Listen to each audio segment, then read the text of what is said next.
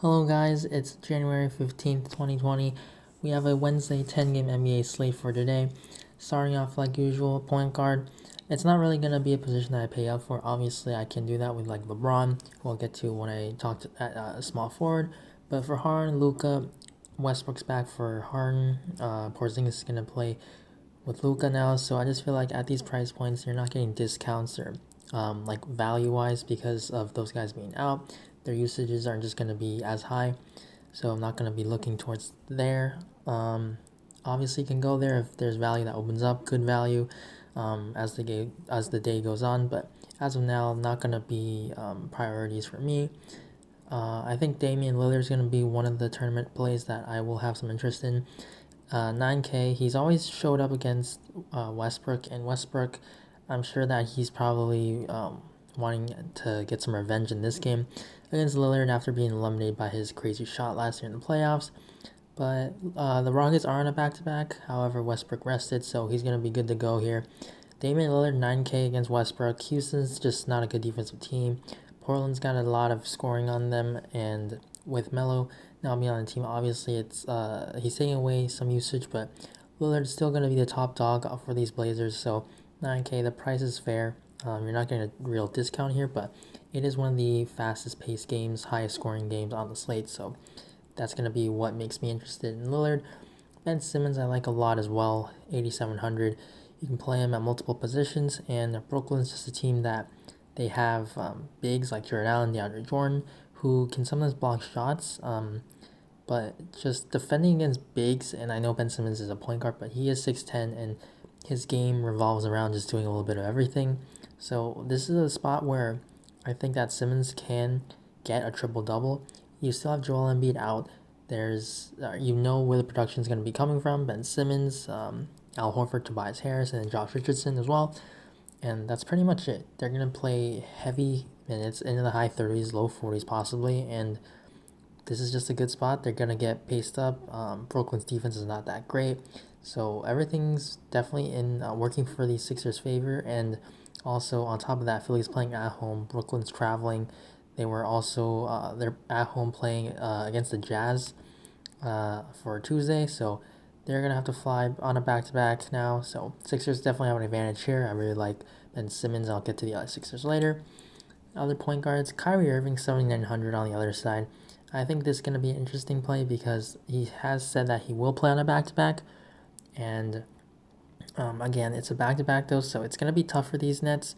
But his price is down now to 7,900. If you're going to be able to get 30-plus minutes, which he played 32 on Tuesday, I think that you definitely need to consider him. Sure, everyone's getting healthy for the Nets. Obviously, they still have like Garrett Temple and Wilson Chandler out probably for this game as well. But I think even with Dinwiddie, LeVert, these main usage guys, Kyrie obviously is just going to be a usage monster. And so even in this tough matchup, Josh Richardson probably covers him. 7,900 is just too cheap no matter what the matchup is for Kyrie. If he still is able to get the minutes back-to-back, possibly they limit him. But if there are for sure no limits, I'm going to have some interest in Kyrie. Next is going to be Kemba Walker, 7,200. Detroit's not a great defensive team. This game's going to be kind of slow, but Kemba, we know the upside that he has, and at this price, he definitely can be one of those guys that can win you a tournament. Next is Malcolm Brogdon, one of the top plays on the slate in my opinion. The Timberwolves just are still playing at a tremendously fast pace. They're like top 3, and the Pacers, they could be without Sabonis, which it wouldn't really matter. Like it wouldn't affect my interest in Brogdon. Obviously, it probably would be nicer if Sabonis were to be out. Then Brogdon probably gets some more shots. But Brogdon, his price is just too cheap here. He's not going to be limited. There were some questions about that being his first game back last time, but this match against the Timberwolves, Shabazz Napier is not a good defender. He's pretty undersized, and Brogdon, he's a big guy, big point guard. His price is just way too cheap. He should be like mid, at least high 7Ks about that for this matchup. So Brogdon, he's too cheap. He's a guy that is able to contribute all around, and he's pretty much been like a crazy like star evolving player this season. So I really like Brogdon. His price is too cheap. Gonna be probably my top play on the slate, honestly. Next, other guys I have some interest in, Terry Rozier, 6,700, just because The Nuggets, they could be without a lot of their guys, so I think this game could be close. And Terry Rozier is just a guy that can sometimes have these crazy games if he gets hot from three, and there you go. Like, that's what you need for these tournaments. It's daily fantasy. You only need that one game where the guy just goes off. Next, Chris Paul, 6,600. I was checking his stats against Kyle Lowry, and they go back like way back, like 10 years or something, when they were playing with like the back then when it was the New Orleans Hornets and Lowry was on the Rockets. These guys have matched up a lot. Obviously, times have changed. They both are way older now, but Chris Paul, his price is just too low. Depending even on with this matchup, Kyle Lowry will be guarding him, but the attention's going to SGA. Obviously, his price is up now, but Chris Paul, his price should be always at least 7K. And this game, it's two teams that play some solid defense, but Chris Paul, we know he's just a veteran. He's such a crafty floor general. It's too cheap. I think he doesn't have like as high of an upside as some of these other guys around his price point, but he's just a guy that can definitely go out there and get it done. So I like Chris Paul, just tournament only though. Next is Thomas Satoransky, 6K. He's probable against the Wizards. His minutes are kind of a little all over the place, but if he plays well, the game is close. This is a very good matchup for the Bulls here. The Wizards play fast. They always seem to be keeping games close, and also they're just one of the worst defensive teams in the league. So Sato, his price is up 6K. That's good because he definitely deserves that here. Even though he hasn't been playing like amazing, he's a guy that can put up really good stats. It doesn't matter that like all these other Bulls are healthy, obviously except Wendell Carter, but Sato, he's the guy that we've seen over the past get you like near triple double numbers. So this is a matchup that he could certainly flirt with that. Obviously, I'm not saying that he's gonna get it, but 6K against the Wizards, it's the best matchup possible for like any team literally. So if he gets the minutes, he's playing well, he'll get it.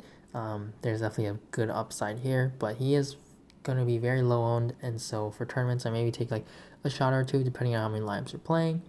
Next is going to be Goran Dragic, 5,500. The Spurs, they do have Murray starting, and they have Patty Mills, who's not a bad defender yet either, but they haven't been that great just as a whole defensively, and the point guards are actually like among bottom five. And so Justice Winslow's still going to be out. That means Jimmy Butler, Goran Dragic, Kendrick Nunn, all these guys are going to get more opportunities, more usage for them. And so Dragic, his price is about right here. And so that's what's going to give me some interest. I think that he's just a guy that has a very low floor, like in the teens, but he has a ceiling of like 40 and near 50. He's definitely shown that this year, just this year alone. So there's a path to a very good tournament score. So I like him, has my interest.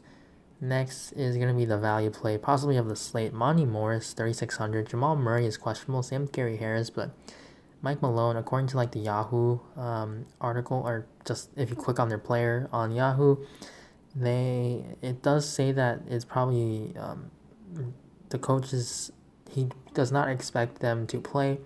And so Monte Morris, he's a guy that has tremendous assist to turnover numbers. I know that's not something that we really care about, but obviously, assist, he's a very good point guard just in terms of distributing the ball, taking care of the ball. So he's not gonna get you like negatives with turnovers. He usually doesn't really get turnovers. Like if you just look at his game log, he is just so like secure with the ball. Obviously, he's not a starter. He's not playing heavy minutes, but still, like for a point guard to be able to get 0-1 turnovers like that is insane, and his assist numbers are pretty solid.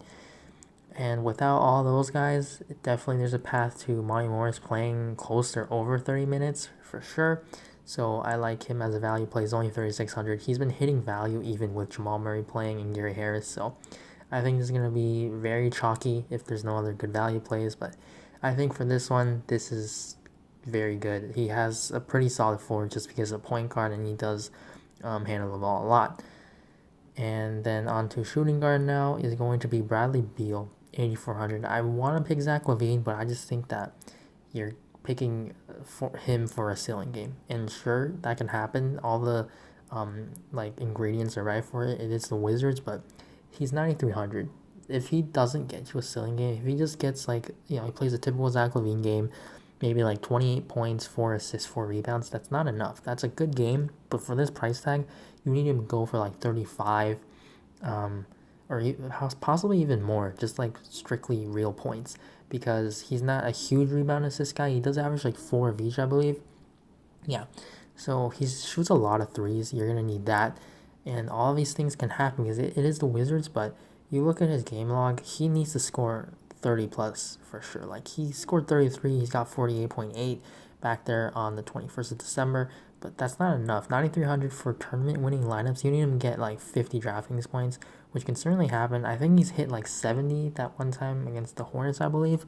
But you're just really paying a lot for Zach LaVine, who I'd rather spend up for like other guys like LeBron or go down on Ben Simmons.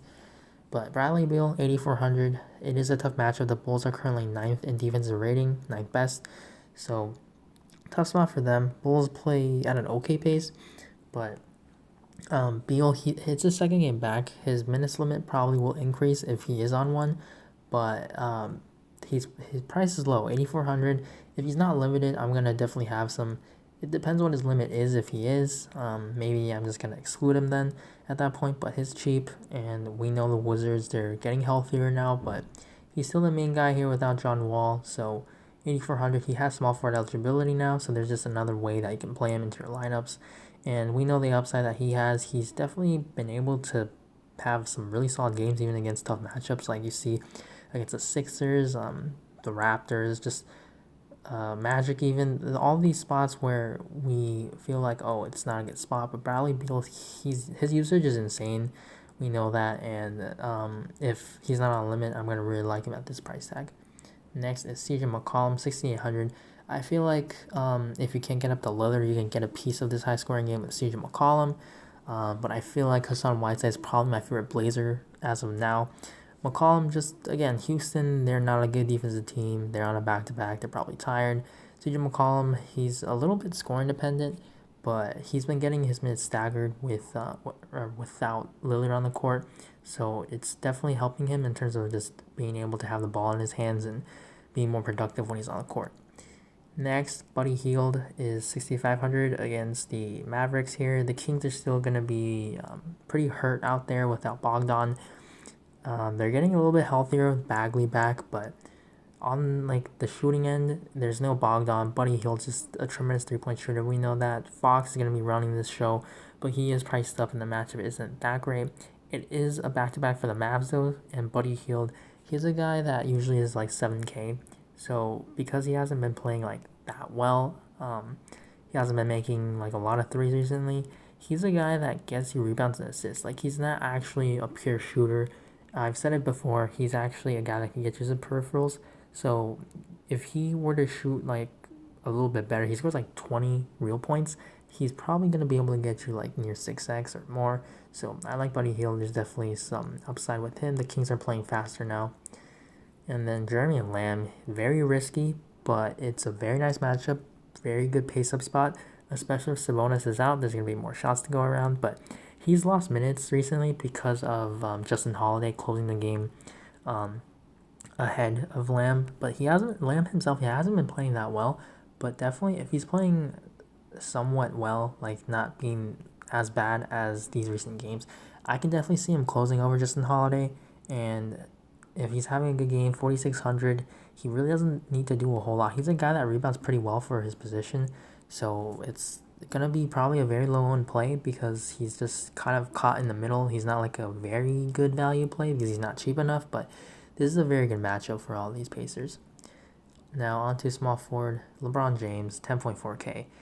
It's against the Magic. They're still very solid defensively without Jonathan Isaac, but if AD were to be out, and that's a big if, LeBron, it was tough to see him not do that well last time without AD, but this is a spot where you can argue is actually better for LeBron because the Magic play really slow. The Lakers don't play fast either, and LeBron plays really well in the half-court set.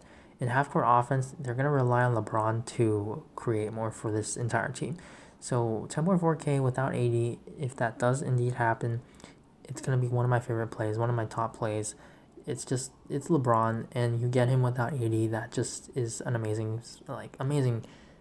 spot. This is a guy that you definitely can pay like 12K. Like you should be paying 12K if 80 was out. So LeBron 10.4K is just too cheap if Davis is indeed out. Next is going to be Will Barnes 7K. If Jamal Murray is out, which it does look like he will be, he is priced up now 7K, but he's been rebounding like a machine for just the how he's been playing this year. Like you look at those rebounds, he's averaging 7 like on the year. And if Murray is out, he's gonna be able to ball handle a lot more. And he's a guy that they have let run the offense. He's just a small forward that can run the show for them. And obviously they have Jokic and Morris probably starts, but his assists are solid. He's a scorer. He's a shooter. He does everything on the offensive end. And he's actually been getting some nice defensive stats as well. So certainly 7K, it's actually a pretty solid price tag for this spot if Jamal were to miss. And then Andrew Wiggins, he's just been so disappointing recently. But if Towns were to still miss this game, Wiggins, he definitely is going to have more shots. But it's just, can this guy be aggressive? Because he hasn't been getting those rebounds and those assists recently, and he's been shooting really poorly. But he still feels a little bit cheap because Towns is out. So there's definitely a path to a ceiling game where he can get to like 40 DraftKings points, which would be definitely really nice. Next is going to be Michael Porter Jr. I'm not going to play this guy if he does not start. The last time it happened, and it just totally like blew up in our faces. I remember this slate where he was chalk, he did not start, and Jeremy Grant drew the start.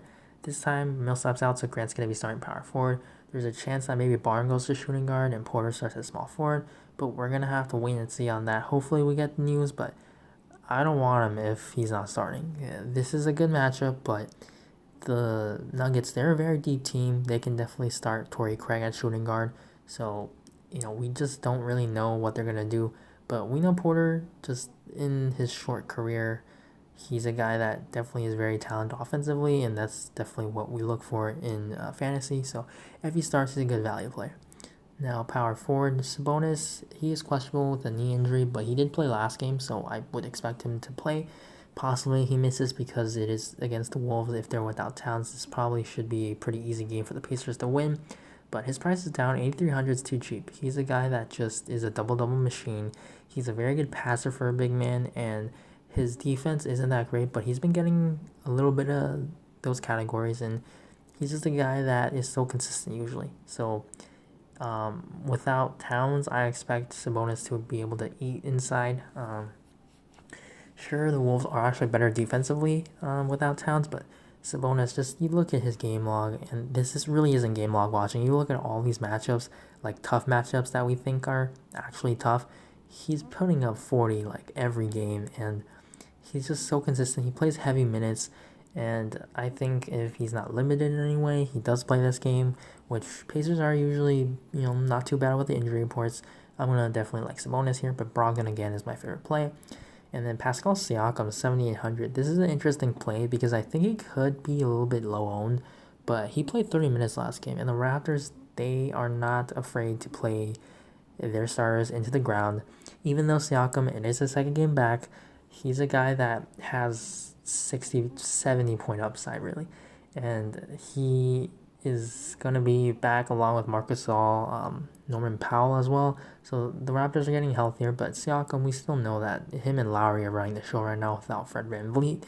And he's just too cheap. Like, if we knew that he were to play his usual high 30s in minutes, he should be around 9K. And he's 7,800, so he's $1,000 too cheap. It is a tough match against the Thunder. They play pretty slow. They're a good defensive team. But if you're looking for DVP stuff, it does show that the Thunder are actually pretty solid against the power forward position. But recently, OKC, for some reason, they haven't been that great. Guys like Taurean Prince, Aaron Gordon, just some of them, there's other guys recently as well, have just put up really solid games against them. And Siakam, he's the main guy for these Raptors, so just not even looking at the DVP stuff, this is a good spot. This is a very high usage player. He's able to do a little bit of everything. If he's not limited, he plays like 35. You probably don't even need him to get 35 minutes. He's too cheap, and I really like Siakam for tournaments. I think he probably will be a little bit low owned. Next is going to be LaMarcus Aldridge, 7,100. Bam Adebayo is a very good defensive player, but Aldridge is 7,100, which is too cheap. He's always a guy that is consistent. DeRozan has been amazing right now, but Aldridge, he's the main guy as well, along with DeRozan. They're kind of just like two-headed team with the Spurs. He's usually a guy that plays better at home, but I'm not going to really look too much into those kind of splits. He's a guy that's going to play mid-30s in minutes, and he's very consistent usually. So in a matchup where Aldridge should be able to play power forward sometimes and center, I think that he definitely has a very solid like floor, also has some good ceiling.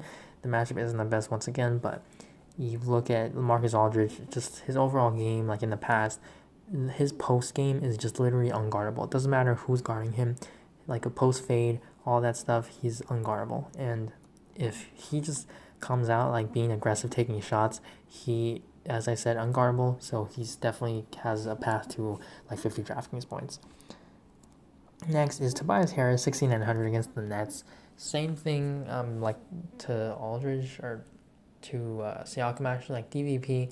It isn't the best if you look at that type of stuff, but this is Tobias without Joel Embiid, and he's probably gonna get like Taurean Prince guarding him, which I'm not gonna be too afraid of. Tobias is just the guy that's gonna be taking a whole lot of shots because they need him to, and his shooting hasn't been like the best. It hasn't been like the worst recently as well, but he's a guy that the Sixers are going to need to run the ball through, like just run the offense through a lot. Obviously, Simmons is going to ball handle, but Tobias takes a lot of shots now without Embiid, and he's going to play heavy minutes, and his price just seems too cheap. Like, he should be high 7Ks. He's actually been in the high 7 or mid-low 7Ks when Embiid is in. So, this is still a discount. This is a faster-paced game, so I like Tobias a lot at 6,900. Next is Carmelo Anthony, 6,200, tournament only. If you're into narratives, the way that Carmelo was a free agent was because he was released by these Rockets, and he said in the past about how like the treatment was just kind of weird. Like he was talking about like they were getting ready to play away game, and Daryl Morey, the GM, just went and told Melo in the hotel that he was not going to be on the team anymore, and he just have to leave. And so Melo did not like that. Now he's with the Blazers. He's been giving his chance, and this is definitely going to be a revenge spot. He probably does not like these Rockets, and his price, you can say that it is a little bit priced up, but we can definitely see Melo be very aggressive out there, trying to show up these Rockets, saying that they were wrong to release him. He could definitely take high teens, maybe 20s if he's like hot, shooting a lot. He just wants to prove it. But he's a guy that gets you 40 DraftKings points sometimes. He has that kind of ceiling, so Carmelo only for tournaments. Next is Robert Covington, 5,800. If Towns, it does kind of affect him just because of the shots, but Covington, 5,800, probably better if Sabonis were to miss, so he doesn't have to defend him, but Covington, he's just always at this price range, and he's been so consistent.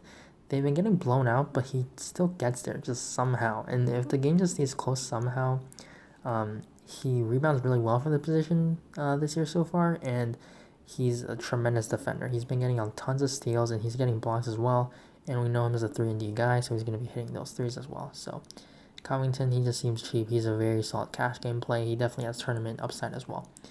Next is going to be Davis Bertans, 5,500 if he is starting. It's just going to be his third game back. It probably maybe is limited to like 30 minutes, but if he's starting, I'm going to like that. If he's not starting, then I probably won't have him, but he's a knockdown shooter this year. They're still without some of these other guys on the team. Some of these guys are limited. So Bertans, he does seem like a good play. He's just been so consistent this year, shooting the ball. Next, Doug McDermott, if Domantas Sabonis is out, just really tournament play only. This is thin, absolutely. Please don't try to force this in if you're playing like a single lineup or whatever, because he's a guy that has like an absolute, like literally his floor is probably like 2. If he can't make the shots, he can literally do nothing on the court, even when he's giving like 20 playing 20 minutes. So if Sabonis is in, don't come anywhere near this guy. If Sabonis is out, you can consider him in tournaments, but nobody's going to have this guy, and there's some games where he just shoots well. This is a matchup where that could definitely happen. The Wolves are not a good defensive team, particularly against the 3, and they play super fast, so there's definitely opportunity here. On to center now. Nikola Jokic 10.1K. This is going to be a very solid play if Jamal Murray were to be out, just because Jokic is going to ball handle even more. And the Hornets, they're not a good team, like, just at all. But defensively against centers, they're very bad. And if Jokic can definitely get more usage here, his price is at 10.1K. That's kind of hard to see, but I mean, he's just got triple-double upside every time he steps on the court, and there's definitely a way that he gets 7 DraftKings points in this matchup. This is certainly the one to do it. Next is going to be Andre Drummond, 9,400. It was tough to see him be limited last game because Okafor was eating him alive, but that's probably why he got benched. Christian Wood is questionable, so if Wood were to be out, maybe that can secure the minutes of Drummond, and the risk of him not closing would go away. But that's really weird to say. Drummond's just an all-star, and Wood is a bench player. So Drummond, Enes Kanter, possibly if he's starting without Daniel Tice, then maybe Kanter could play well against him, and maybe the same thing happens, but I really doubt it. Sure, their trade room is going around, but Drummond's a guy that can absolutely dominate in any matchup. In Boston, Kanter is not a good defensive player at all. Daniel Tice is kind of small if he plays, and Drummond has dominated the Celtics team in the past because they've just had a weakness guarding bigs, and my big win was against the Celtics when I played Drummond. So this is just always a matchup that I have my eye on. He's 9,400, so he's kind of expensive, but his price is down from where it's been, and there's no Blake Griffin still. You're still getting Andre Drummond, who's probably a lock for a double-double, and there's definitely good upside here.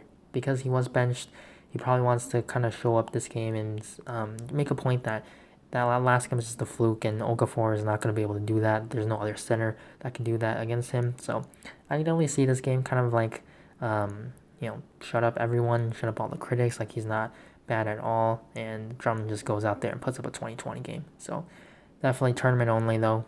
Next is going to be Bam Adebayo, 8,300 against the Spurs. He's just a guy that does everything, so always going to be in play because he has, I don't want to say triple-double upside, but just double-double upside with a good amount of assists, and he's a good defender, so he'll get those stats as well, and he's usually pretty efficient. He's not going to be shooting a whole lot, but you don't need him. He's a center. 8,300, does a little bit of everything. I like him. Next, Hassan Whiteside, 8,200. I probably prefer him over Bam, just because of the faster pace matchup. Tolliver was playing really well last game, shooting the ball really well, so that's why I closed last time. But in this one, with Capella being on the opposite end, I think Whiteside has to match up against him because Capella would literally out-rebound Tolliver every single possession. So I like Whiteside here. His price is still very affordable. I think it's a little bit too cheap, actually. And I would expect him to play mid 30s in minutes. This is a very good matchup. Houston doesn't play defense at all. Clint Capella is their only real rebounder. Aside from that, they're very bad at it. And Whiteside, he's just the guy that's going to gobble up all the rebounds, pretty much a double-double machine. One of the best shot blockers in the league. So we know that when Westbrook Harden are driving the basket, he's going to definitely have the opportunity to do so, pick up those blocks, and there's definitely a way for him to get 50-plus DraftKings points here. Next, Al Horford, I like him. Brooklyn has always been bad against centers, but now you got Horford, who hasn't had a crazy game without Embiid. He's been very solid, but right now, 6,700, it's too cheap. He's still underpriced without Embiid, and this is one of the best matchups for centers. He hasn't really shot the ball really well, and he's a guy that just is an all-around center, so I really like him. He doesn't need to shoot all that well, but if you get a game where he just is incredibly efficient, you're just going to get a crazy ceiling amount of Al Horford. So I really like him. Powerful eligibility as well. Next, Myles Turner, 6,500 if Sabonis is out. And if Cat is out, then this is going to be a good spot offensively for Turner. But Brogdon is back. Going to be some nice pick and roll, pick and pop action with him.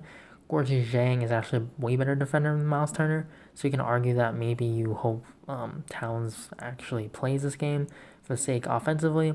But Turner, without Sabonis, he just gets a huge increase in usage. And he's a guy that definitely has a solid matchup against the Wolves here because of the pace, everything like that. So Turner, if Sabonis is out, very interested in him. And then Gorgeous Zhang, if Towns is out. He just seems a little bit cheap, 5,700. He's a tournament play only, though, because his minutes are just inconsistent. There have been some blowouts, but even though, the games that have been closer, sometimes that they just don't go to Jang, like they'll go small or something. So there's a way that Jang has like a very low floor, but he also has a very good ceiling. And Myles Turner is a big guy, so maybe Jang gets some minutes there if it's close. But the other center, last guy that I have my eye on is Enes Kanter, 5,700 as well. He's the Pistons, just maybe Drummond. He's had like a couple of games now that he hasn't been that great, and if the annual ties were to miss, then Kanter should probably play some solid minutes. I would say probably close to 30 because the last game it did get a little bit out of hand at the end. So I think Kanter could definitely hit close there. And this is definitely going to be a matchup where they're going to want Kanter's size out there, even though like defensively he's not good, but just to rebound the ball because Drummond's one of the best rebounders in the league, and Kanter is very talented offensively. When he's given the minutes, he's a double-double lock. So I like Kanter here. If Tice is out, he should be able to get all the minutes he can handle as long as they don't go with like Grant Williams a lot because he's not going to be able to handle Drummond. I'm not saying that Kanter can either, but just rebounding offensively, he brings more to the table. So overall, for my favorite picks on the slate, I will go with Brogdon as my favorite play. I'm going to play him at shooting guard though because I wanted some of these Sixers. Ben Simmons, I'll plug him at point guard. If AD is out, then LeBron just pretty much lock him in. But it's a 10-game slate. I'm going to remind you guys because that means that there are other plays where you can go to. It's going to be ownership just being spread out. So a lot of plays you can go to, like Ben Simmons definitely can outscore LeBron. So studs, you can definitely take more of a balanced approach. But Monte Morris is going to be one of the best value plays. So he's going to go to my guard position. And for my last guy, I will pick out Horford because just the matchup centers against the Nets. And Sixers, they just have everything going through their main guys. So I don't even think it's crazy to play Tobias along with all these other two Sixers. I think if you play all four with Josh Richardson, that's a little bit too much though. But these are my 5 guys: Simmons, Brogdon, LeBron, Horford, Monte Morris, if Murray is out. So thank you guys for watching this video. If you guys enjoyed it, please leave a like down below. Also, please subscribe to the channel. I'm trying to make these videos every day for the weekdays. If you have any questions, like usual, leave them down in the comments below. I'll try to get back to you. And also, if you want to at me on Twitter, it's at Boffles, and you can DM me as well if you have questions on there. I'll also post some of like my favorite plays, updates on the slate sometimes on there. So make sure to follow me as well on Twitter. So again, good luck on the slate, and I will see you in the next video. Bye.